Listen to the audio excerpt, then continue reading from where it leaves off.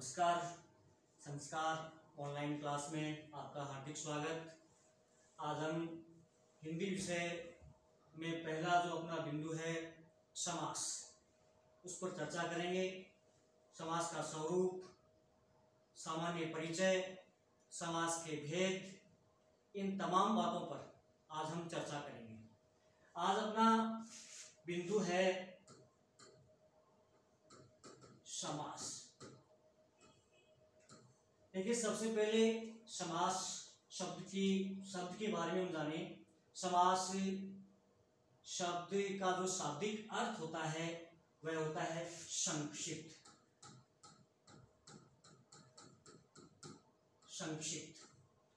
हिंदी भाषा में कम से कम शब्दों में हम ज्यादा से ज्यादा अर्थ ग्रहण कर सकें, इसके लिए समास का प्रयोग किया जाता है कि जिससे हम कम शब्दों में ज्यादा अर्थ ग्रहण कर सकें। इसके लिए समास का प्रयोग हिंदी भाषा में किया जाता है।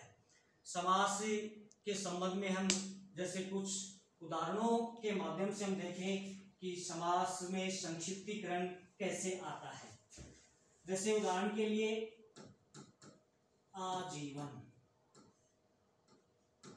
आमरण, मनोज,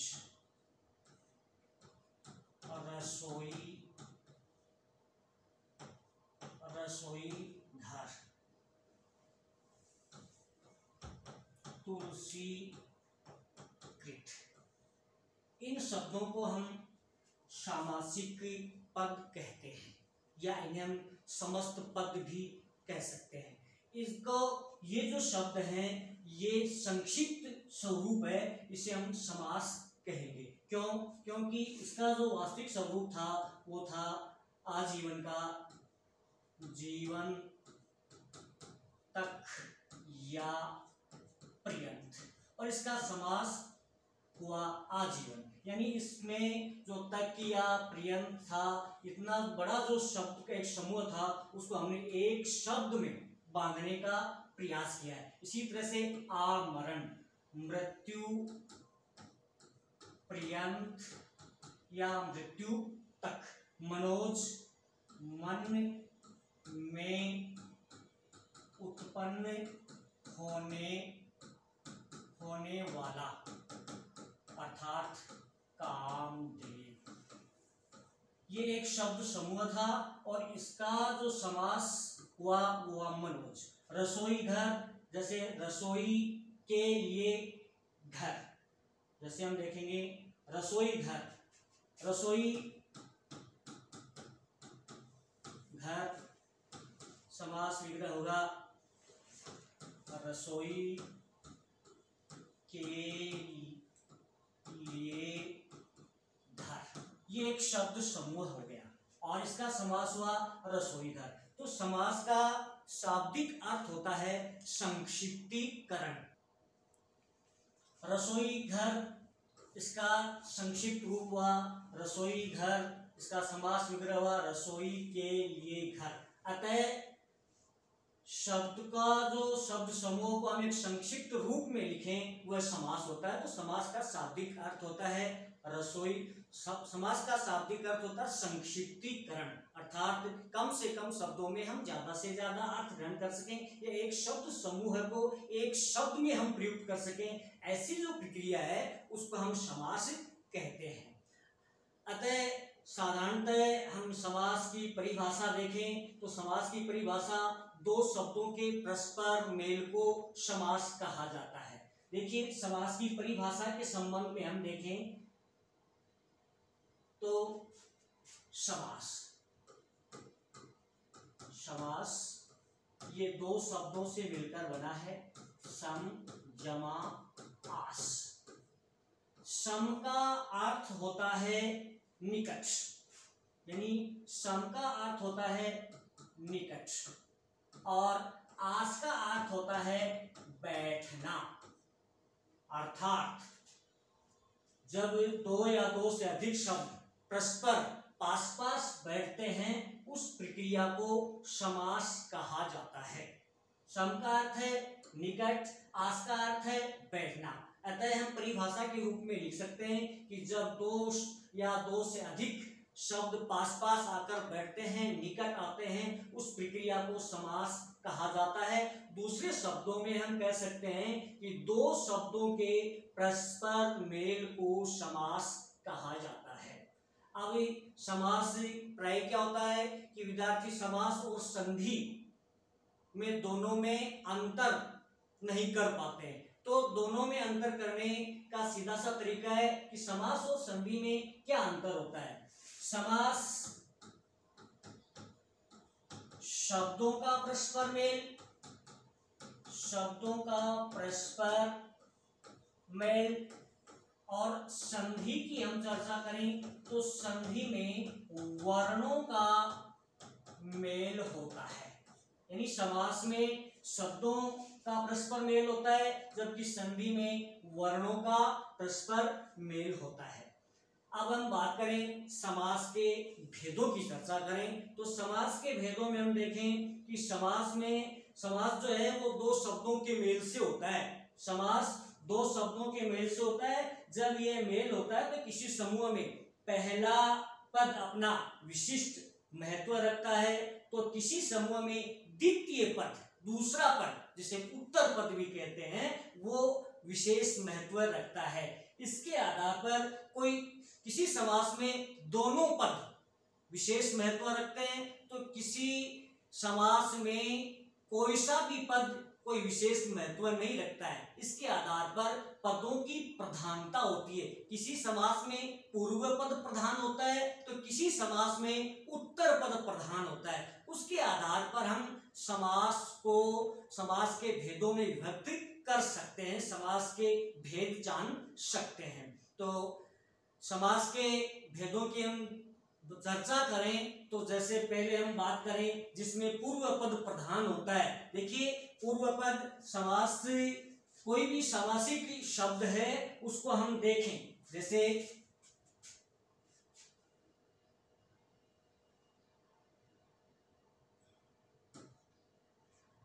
आजीवन, इसका समास विग्रह होगा जीवन पर्यंत, जीवन पर्यंत। इसमें दो पद हैं, ये है आ, दूसरा पद है जीवन। इसको प्रथम पद या पूर्व पद कहा जाता है। ये जो दूसरा पद है इसे उत्तर पद या द्वितीय पद कहा जाता है। अब इसमें ये जो समास है ये किसके कौन से पद के आधार पर इसका जो महत्व है या विशिष्टता है उसके आधार पर इस समास को हम पहचानेंगे इसमें कौन सा पद प्रधान है। जैसे इसमें पहला पद प्रधान है, कौन सा पद प्रधान है, पहला पद प्रधान है। तो पहला पद प्रधान होने के कारण ये जो समास है वह किस समास के अंतर्गत आएगा, अव्ययभावी समास के अंतर्गत आएगा। उदाहरण के लिए जैसे हम देखें कि पूर्व पद प्रधान वाले जिसमें अव्ययभावी समास होता है उसमें पहला पद अव्यय होता है, पहला पद प्रधान होता है। इसके बाद में उत्तर पद प्रधान की बात करें जिसमें दूसरा पद प्रधान होता है, वो समास का प्रकार होता है तत्पुरुष समास। कौन सा प्रकार होता है, वो तत्पुरुष समास होता है। और ऐसा समास जिसके उभय पद यानी दोनों पद प्रधान होते हैं, उभय पद यानी दोनों पद प्रधान हो, वो समास की हम चर्चा करें तो वो समास होगा द्वंद्व समास।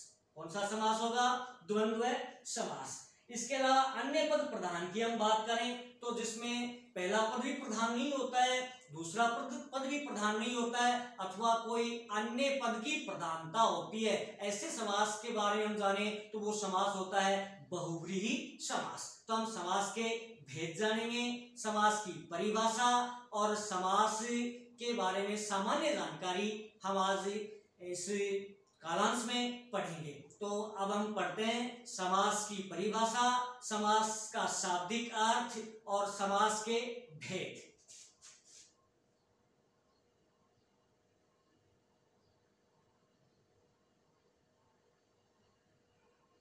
यस, हेडिंग डालेंगे आप समास। सबसे पहले इसका शाब्दिक अर्थ। समास, इसका सबसे पहले हम शाब्दिक अर्थ देखेंगे। तो समास का जो शाब्दिक अर्थ होता है वह होता है संक्षिप्त। क्या होता है? संक्षिप्त।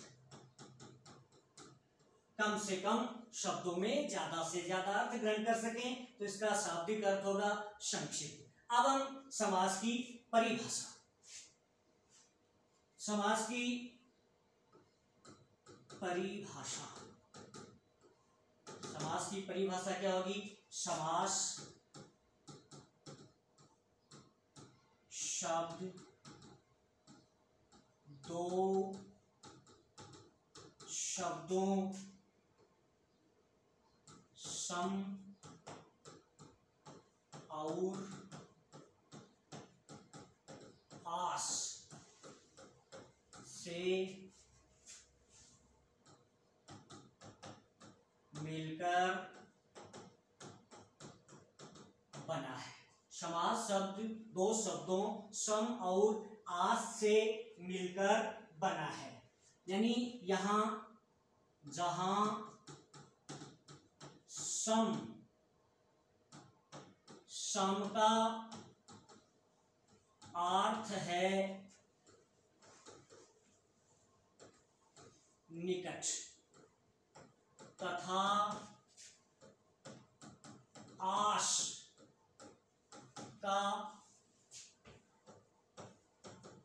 अर्थ है बैठना।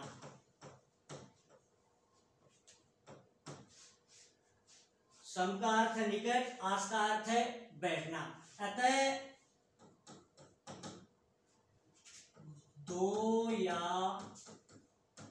दो से अधिक शब्द परस्पर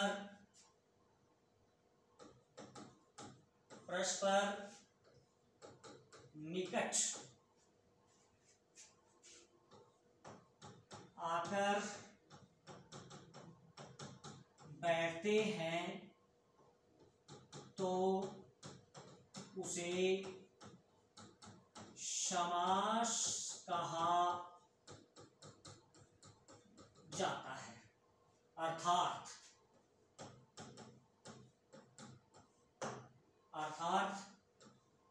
दो शब्दों के परस्पर मेल को समास कहते हैं। ये समास की परिभाषा हुई। यानी समास शब्द दो शब्दों से मिलकर बना है, सम और आस से। सम का अर्थ होता है निकट और आस का अर्थ होता है बैठना। अतः दो या दो से अधिक शब्द जब परस्पर निकट आकर बैठते हैं तो उसे हम समास कहते हैं। यानी दो शब्द आपस में परस्पर आकर बैठे, निकट आए, तो उस प्रक्रिया को हम समास कहते हैं। जैसे उदाहरण के लिए हम देखें,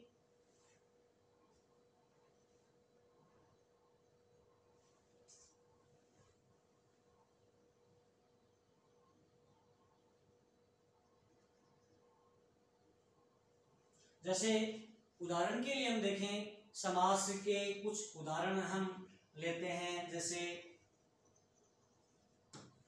भर पेट,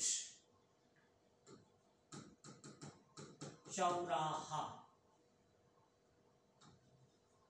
नील कमल, माता पिता।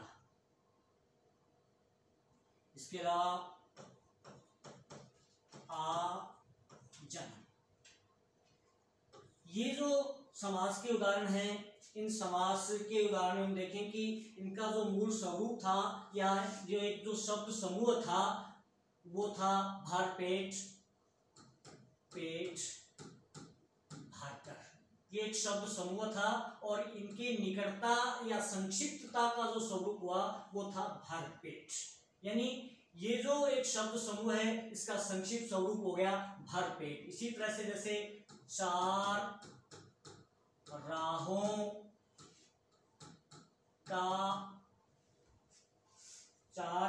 का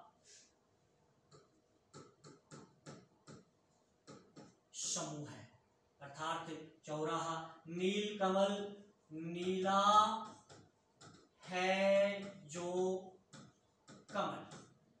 माता पिता, माता और पिता।